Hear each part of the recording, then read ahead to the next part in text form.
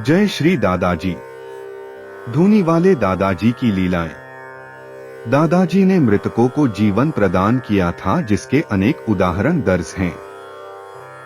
एक बार वह अपने कंबल में एक मारा कुत्ते को ले जा रहा था जो मर गई थी, और वह उसे अपनी बाह के नीचे धीरे से दबाए हुए घूम रहा था। मृत कुत्ते से उठ रही दुर्गंध ने राहगीरों का ध्यान खींचा। उन्होंने उससे पूछा कि वह अपने कंबल में मरा हुआ कुत्ता क्यों ले जा रहा है। दादाजी ने उसे लिटा दिया और कंबल हटाकर अपनी छड़ी उठाई और उसे थपथपाया। कुत्ता भौंकने लगा और भाग गया। धूनी वाले दादाजी लगभग 30 वर्षों तक साईंखेड़ा में रहे। एक बार दादाजी की प्रसिद्धि सुनकर काशी से कुछ ब्राह्मण साईंखेड़ा आए। वे धूनी वाले दादाजी के वेदों और उपनिषदों के ज्ञान की गहराई को परखना चाहते थे। जब वे साईंखेड़ा पहुंचे तो दादाजी ने अपनी जमात को बताया कि आज उनकी परीक्षा का दिन है। जब ब्राह्मणों ने धूनी वाले दादाजी के आश्रम में प्रवेश किया तो उन्होंने उन्हें ऊंची स्पष्ट आवाज में वेदों का उच्चारण करते हुए सुना और शर्मिंदा हो गए। वे दादाजी के चरणों में गिर पड़े और उनसे क्षमा मांगने लगे। एक बार 3 लोग, जिन्हें दिव्यताओं में कोई विश्वास नहीं था, धूनी वाले दादाजी से मिलने आए। उनके पास जहर की शीशी थी और वे दादाजी की परीक्षा लेना चाहते थे कि वे भगवान शिव हैं या नहीं। जहर पीने के बाद भी यदि दादाजी जीवित बच जाते तो वे आपस में यही निष्कर्ष निकालते कि वे स्वयं भगवान शिव हैं, क्योंकि जहर पीने के बाद भी भगवान शिव जीवित बचे थे। और यदि वह मर जाता है तो वे एक नकली सन्यासी को बेनकाब करके समाज के साथ न्याय करेंगे। जब वे साईंखेड़ा पहुंचे तो उन्होंने पाया कि दादाजी उनके आगमन का इंतजार कर रहे थे और उन्होंने उनसे वह उपहार मांगा जो वे उनके लिए लाए थे। उसने खुशी खुशी जहर पी लिया। वे आश्चर्यचकित हो गए और उसके चरणों में गिर गए और उससे क्षमा मांगी, क्योंकि जहर का उन पर कोई प्रभाव नहीं था। दादाजी को बच्चों से बहुत प्रेम था। एक बार एक बालक रात को सड़क की लाइट के नीचे बैठकर अपनी पढ़ाई कर रहा था कि एक हवलदार ने उसे पकड़कर अंदर बंद कर दिया।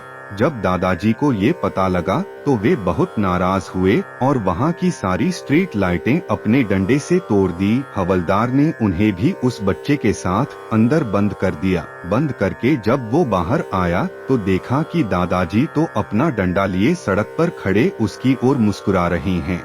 हैरान होकर वो अंदर देखने गया तो दादाजी बच्चे के साथ अंदर बंद दिखे।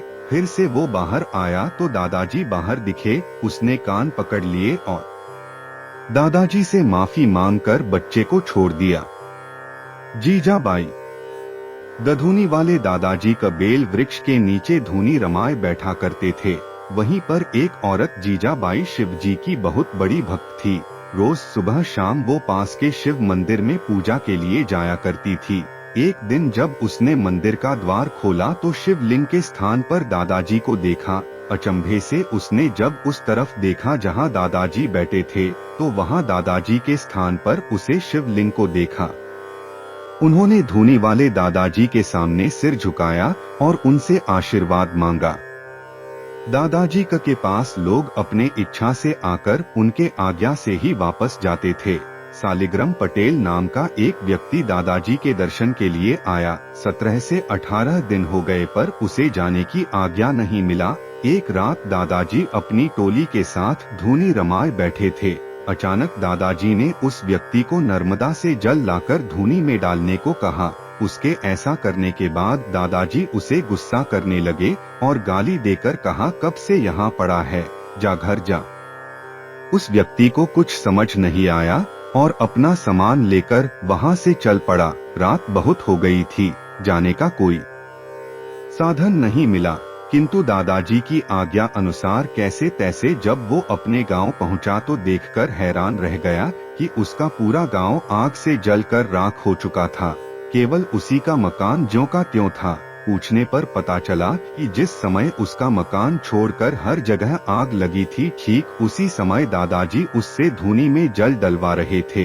उन्होंने हृदय की गहराइयों से धूनी वाले दादाजी के प्रति हार्दिक कृतज्ञता व्यक्त की। साइंखेड़ा में एक औरत दादाजी के पास अपना दुख लेकर आई। वो बहुत गरीब थी, इसीलिए उसकी जवान बेटी की शादी नहीं कर पा रही थी। दादाजी ने उससे कहा वे उसके घर अगले दिन सुबह में आएंगे। अगले दिन सुबह सुबह दादाजी उस औरत के घर पहुंच गए। औरत ने दादाजी को प्रणाम किया। बाजू हट, मुझे टट्टी करनी है कहकर दादाजी उसकी रसोई में गए और उसके चूल्हे पर बैठकर टट्टी लेटरिंग कर दी और उस औरत से कहा कि इसे राख से ढक दे। जब उस औरत का पति घर आया तो बहुत नाराज हुआ। बोला, तेरे गुरु को यही जगह मिली थी टट्टी करने के लिए। उसने अपनी औरत से कहा कि इसे फेंक दे और चूल्हा साफ कर दे। जब उस औरत ने राख से ढकी टट्टी को उठाया तो उसे वो भारी लगी और जब फेंकने लगी तो देखा टट्टी सोने में बदल गई थी। उन दोनों ने उसे धोया और एक प्लेट में डालकर दादाजी के पास गए। दादाजी ने उन्हें आता देख दूर से ही कहा, मुझे क्यों दिखाती है, जाकर अपनी बेटी की शादी कर। जब वे दोनों दादाजी के करीब पहुंचे तो दादाजी ने उन्हें गुस्सा करते हुए कहा, तुम्हें समझ नहीं आता, ये मैंने तुम्हारी बेटी की शादी के लिए किया है। उन दोनों ने उस सोने के एक टुकड़े से बेटी की शादी कर दी और बाकी के सोने से गहने बनवा लिए।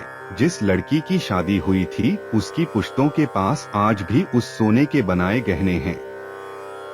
उज्जैन प्रवास के दौरान दादाजी ने एक बार एक शव यात्रा को देखा तो पूछ लिया कि ये क्या है। भक्त बोले, कोई मर गया है, उसकी शव यात्रा ले जा रहे हैं। यह सुनकर दादाजी बोले कि अरे अरे जरा इनको रोको, बुलाओ। तो मेरे पास भक्तों ने शव यात्रा वालों को बोला कि दादाजी कुछ कहना चाहते हैं, जरा चलो। अंतिम यात्रा दादाजी के पास आकर ठहर गई।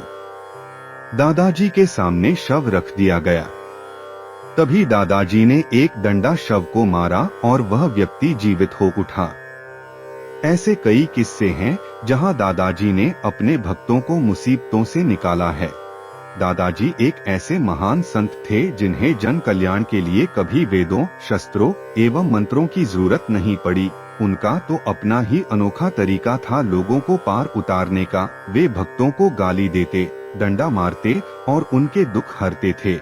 उनके डंडे की मार खाने के लिए भक्तों की भीड़ लगी रहती थी, परंतु कुछ ही भाग्यशालियों को ये सौभाग्य मिलता था। श्री धूनी वाले दादाजी की जय।